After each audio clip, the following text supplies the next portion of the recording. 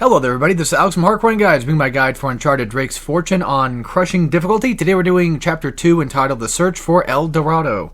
This one's going to be a bit more lengthy, so just kind of sit back, relax, get used to that type of stuff. Very puzzle heavy, very light on the gunplay until like the very last bit of it, but compared to Chapter 1, you know, this one's definitely a lot different. There's just no doubt. I mean, this is basically like the beginning chapter shows that, you know, oh, it's an action game. You got action stuff.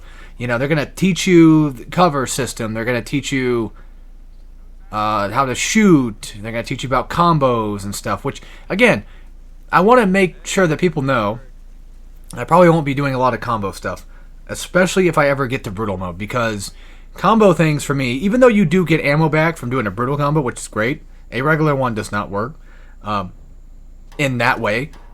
I probably will not be focusing on doing combo stuff or punching people very often because of the simple fact that I just, like, it's just dangerous. You know, I feel like this game is quite dangerous in the regard of doing things. By the way, I do want to say real quick as well is that it has been years, and I mean it's been years since I've played. Let me back up a little bit here. It's been years since I've actually played Uncharted 1 of all things. So I played Uncharted 3 like recently, not too long ago, maybe like a year or two ago for like a Let's Play thing, but I have not played Uncharted 1 in a while. So me remembering the puzzles and remembering where to go are going to have to kind of come on their own, basically. But luckily, crushing mode later on does eventually kill me off, so I'll get to skip some of those things where I kind of mess up a little bit. But Chapter 2 is very calm for the most part. There's not a lot going on here besides just platform and, you know, just puzzle solving. I could have easily cut this stuff out and just cut in, well, just mainly like the puzzle stuff and mainly just, I don't know, I guess the action scenes. So people can kind of just see that happen and they don't have to watch me, you know, walk and talk for about half the game. But unfortunately, this is one of those types of games that walking and talking were just kind of a thing that started really kind of just happening. And yeah, I mean, we all know my personal opinions about that type of stuff. I hate that type of stuff, but it is what it is. We're here now. And something else I should talk about real quick is I am playing this on the PS4 collection, so don't mind that. If I get trophies that I might not have gotten before, then so be it. This is gonna be a weird one, but I'm definitely looking forward to Uncharted 2 and 3 though, no doubt. I don't hate Uncharted 1 by any means. It's just that whenever I'm playing Uncharted 1, I feel like I just want to play 2 and 3, and I'm getting a little excited about doing that. So hopefully we'll get to those soon, because the gunplay in those games are much more credible, no doubt. But yeah, see, this is one of those instances of I forgot where the wagon was. When in, of course, you know, all reality, it's basically right there in front of the door, but my dumbass just looked past it, kind of forgot about it, and just moved on, I guess. But yeah, maybe in the future I'll probably try to cut these scenes out a little bit more. Now that I think about it, it probably would have been beneficial if I actually just edited this. If I just put this in editing software and then just fast forward through all the walking scenes. I probably should just do that for the future stuff. Even though, in all reality, if I did that, it's going to take a lot longer for this series to get done. Oh, I don't know what's going on with this, but you're supposed to hit the touchpad to whip out Drake's journal to see, you know, what the clue is, right? But you have to be far enough away for it to work, which is just the most asinine and baffling thing I've seen this game do. I don't know if that's intentional. I don't know if that's a bug. I doubt that it's a bug. I think it's just one of those cases of maybe I didn't cross over the event. I didn't cross over the thing that triggers the event to happen. That could be possible. I don't know. But anyway, you just have Sully light that up. You shoot down the fire thing. You know, I remember quite a bit of stuff, to be fair. It's just that there's going to be a few puzzles that I end up just kind of forgetting. Alright, so our first cut, I actually fell off and died. I could have kept it in, but I didn't. Basically, what I did is I took that top path and then I jumped down, thought I could land it, and it's like, oh yeah, that's right, you can't do that. Even though, like, in my brain, I'm like, you can't do that, you know that, right? And yet, I still did it anyway. And then, of course, I come down here and I forget that you're supposed to shoot the barrel, thinking that, oh, you know, the only thing that's over on that other side of that little well thing there, or whatever, you know, this little watery area, the only thing on the other side I thought was treasure. But no, it's actually explosive. So that's what you're supposed to shoot, and I completely forgot you're supposed to do that. My bad. Again, like I said, a lot of stuff I'll kind of forget. Oh, I'll talk about that probably when I get there. But one thing I want to mention real fast, as well as I will not be collecting the treasures. This is not a 100% playthrough or anything like that of the sort, even though in all technicality I probably could.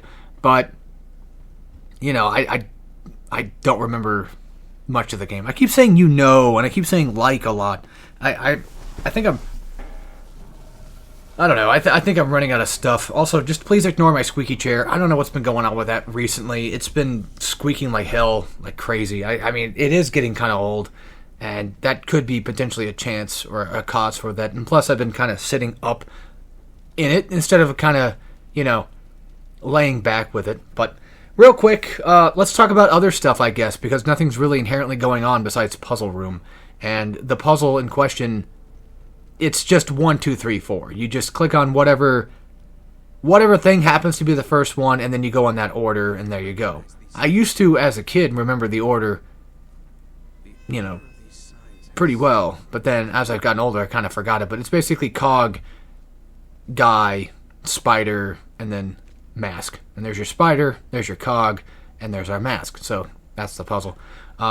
So in recent news, outside of like Hardcoreian and just anything in general, I bought Halo 4 and played it for the first time. I actually have owned Halo 4 before, but not on Xbox. I owned it through the Master Chief Collection, which that collection pisses me the hell off, dude. I have it on Steam, and it's 180 fucking gigs. And it's like my computer barely even can go over like 140, pretty much. So it's like, how the hell am I supposed to download this stupid motherfucker? Because they keep updating and they keep adding more fucking space on it, and it's like, goddamn. And the worst part is, why can't I just download those specific games without having to download the entire fucking collection? That is like the most annoying thing. I'm sorry I'm going unprofessional here, but it's Uncharted. It's Uncharted 1. Nothing's really happening. So, the more interesting, intricate parts of the game that would be entertaining for people to watch, it's not happening. So, allow myself to rant a little bit. And yeah. So anyway, I played the game on, I forget what difficulty it was, but I played on what they consider hard. And they were like, this is recommended for Halo players. I'm like, okay, you know, I'll try that out. Like, if this is what normal mode is for them, then I want to try it out. I don't play very much Halo. I think that should go without saying. And God, it's brutal. And the thing is, since I don't play a lot of Halo, it just kind of felt really slow to me. And then I looked it up to find out if anybody else felt the same way that I did. Like, is this game just kind of slow, or am I stupid? And lo and behold, it's just I'm stupid. The game is very methodical and strategical, and I'm playing it like an absolute dumbass. So, you know, I'm in there running in, getting shot, getting killed, and not thinking about the fact that every enemy, because like I'm used to the grunts, like the small little guys, you know, I'm kind of used to them. I'm used to seeing them all the time and thinking like, they're nothing. But even they can give you some trouble if you pretty much just let them do that. By the way, don't drop completely down, because if you do, you'll die. And when you're climbing these ledges, Uncharted 1 is very particular about ledge stuff. I mentioned this in Chapter 1, but it's got this really weird cover system, and just everything's a little bit archaic. But the way that ledges work is you can, of course, you know, hit X to jump from, you know, one part to the other or whatever. You can do that, sure. But sometimes it's kind of dangerous to do that. If you've ever played Tomb Raider 2013, you'll pretty much know what I'm talking about. Where there's times where you try to jump to just like a smaller part of the ledge that you're already climbing, and then for some reason Laura will just jump completely off. And Nathan kind of just, I don't want to call him Nathan, I usually call him Drake. Drake usually just does the same thing too. Like he'll just, in Uncharted 1 specifically, where it's like I'm not really looking that direction, but he'll find that way to jump that way, and then just completely miss and mess everything up. Real quick, so this part, make sure that you jump from like close to the height, or close to the top of the height of the vine that you can get. Because I remember back, I've remembered a few things from back then, and that's one of those things where, like, if you jump too early, you're just going to miss, and it sucks. So, yeah. I'm sure there's going to come times, there's already one death this video anyway. I'm sure there's going to come times where I'm going to die from just falling down off something, or at the very least, something is going to mess up my jump somehow. Because again, like I mentioned, like every jump is very particular in this game. And I almost get killed here because I end up doing that jump, but he lands on his... Well, he does land on it without having to grab it. Because if he grabbed it, I'm pretty sure I probably would have died. Because, grabbing a ledge and having to pull yourself up takes a lot of time.